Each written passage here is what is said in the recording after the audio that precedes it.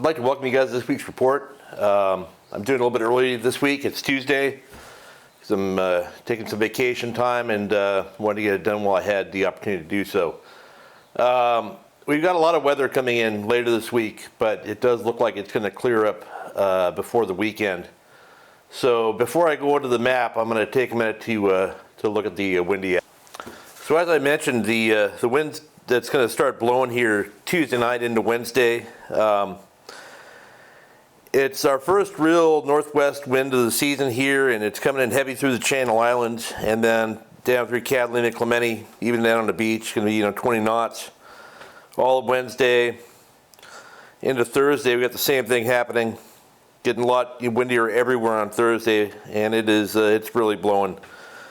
As we get into Friday, it starts to back out, get outside of the Point Conception. We back in the lee here Friday. We're back into good weather, some offshore conditions. And a little bit of wind Friday afternoon at Channel Islands, but not anywhere else really. So by the weekend, we've got our pretty calm conditions everywhere, and we get a little bit of wind early next week again. But I'm not going to go too far into that model because that's likely to change again. But we are going to have significant wind over the next couple days, and I would definitely not fish. I doubt you get out of the harbor.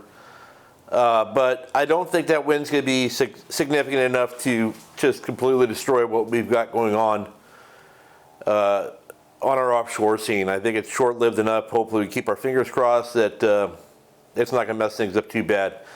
One of the reasons I say that is the water temperature is really stabilized, and during the summer we get those warm water temperatures, real patchy areas of super warm water, other areas that are just warm.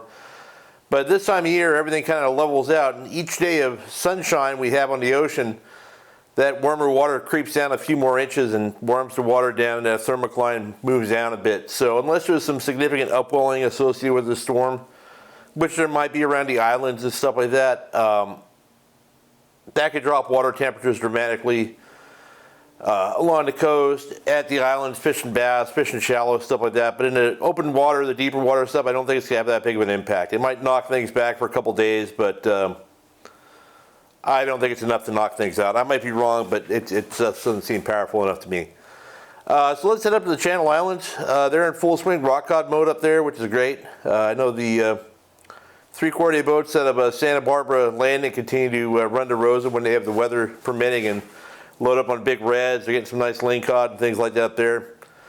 Even when the weather's not so great and they stay on the beach, they get some shots at nice lings. I know I think the Aloha Spirit had some nice calicos and sand bass up there earlier this week as well. So nice wintertime fishing. I wouldn't go up there anytime in the next few days, but keep an eye on that weather. Maybe this weekend it might work in your favor. But definitely look for offshore conditions or no wind. If there's any west wind up there and you're on your private boat, chances are it's going to be rough. Even if it's not forecast to be super windy, it gets real choppy in that channel. So just something to be aware of.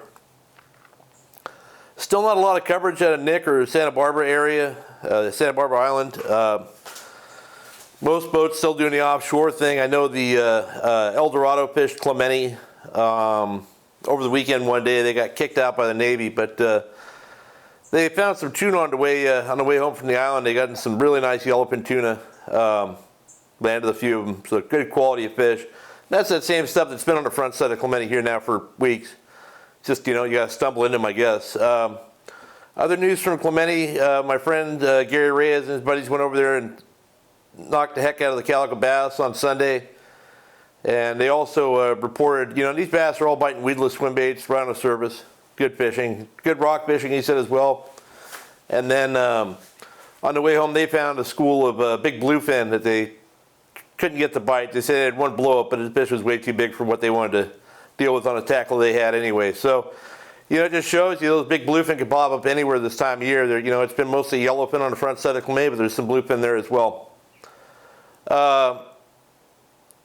Catalina is, pretty much status quo. They're getting bass, bonita, occasional yellowtail. The boats that run the hoop net trips, like the Gale Forest, they're doing really good on lobster over there. This is private boaters getting on it too. It's prime hoop net season.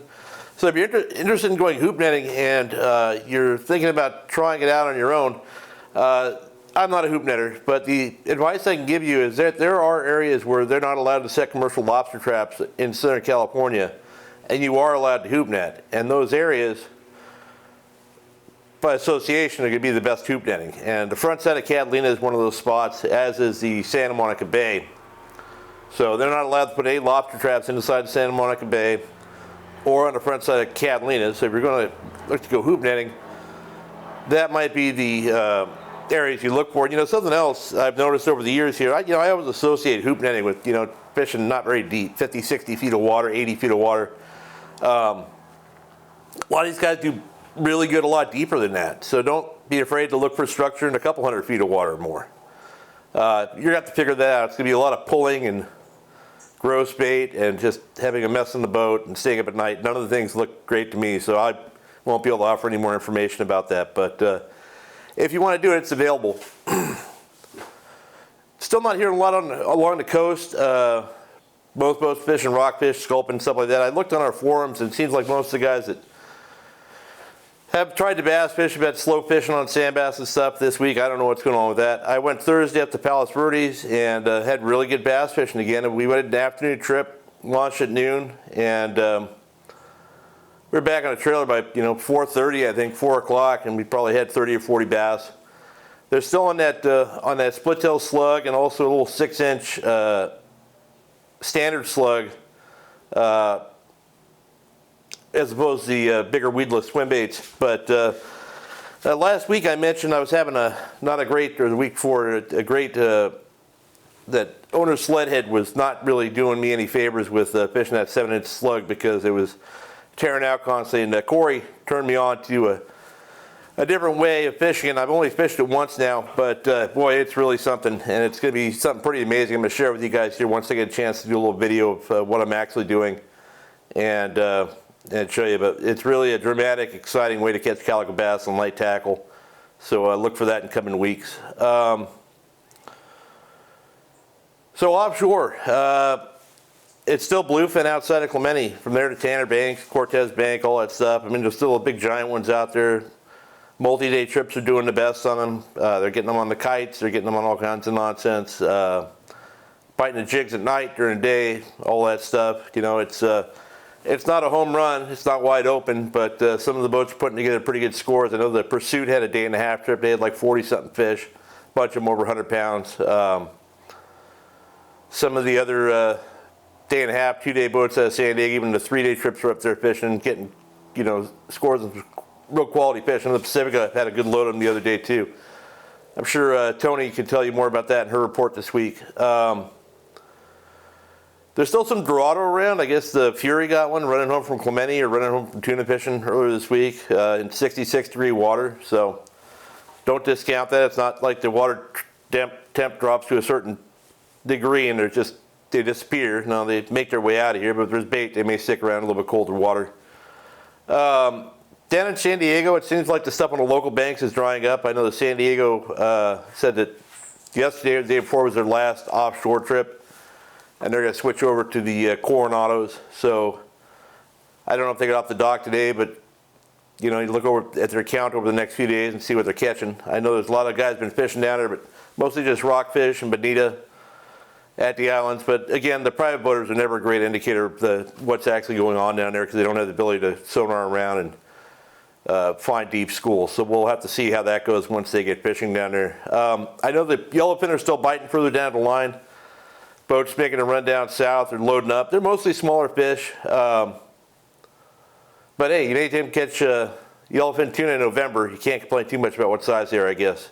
But yeah, that's about it. We got some wind coming, and then the weekend should be nice. And let's keep our fingers crossed it doesn't get all blown out. And hopefully I'll have a better report for you next week after I get back from vacation. So good luck if you're fishing, and have a great weekend.